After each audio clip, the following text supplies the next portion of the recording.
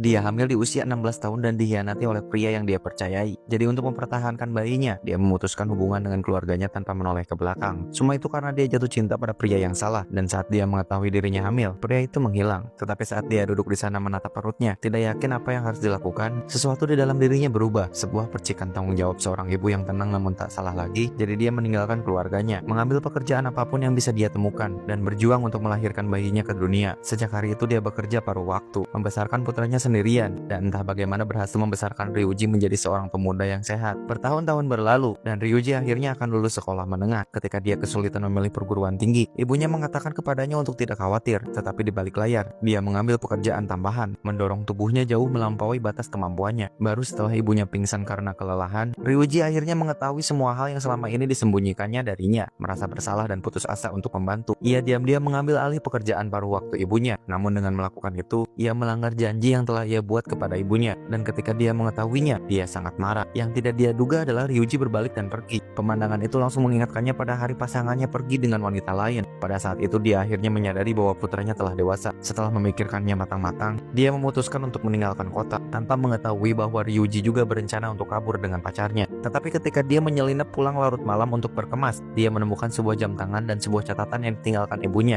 Jam tangan itu adalah milik kakeknya dan catatan itu berisi alamat. Ryuji segera meminta neneknya untuk mengarang cerita, dan ibunya yang khawatir bergegas pulang. Saat dia melangkah masuk dan melihat Ryuji selamat dan sehat, dia menghela napas lega. Tetapi ketika dia berbalik, orang tuanya berdiri di belakangnya. Mereka tidak memarahinya, bahkan sekalipun, karena mereka tahu betapa sulitnya tahun-tahun ini. Bagaimana dia membesarkan Ryuji sendirian, bagaimana dia menanggung semuanya tanpa meminta bantuan. Untuk pertama kalinya mereka mengatakan bahwa mereka bangga padanya, dan saat dia mendengar kata-kata itu, air matanya akhirnya mengalir. Setelah bertahun-tahun membesarkan Ryuji sendirian, bahkan ketika hidup sangat sulit, dia masih menopang seluruh langit untuk anaknya hanya dengan kekuatannya sendiri.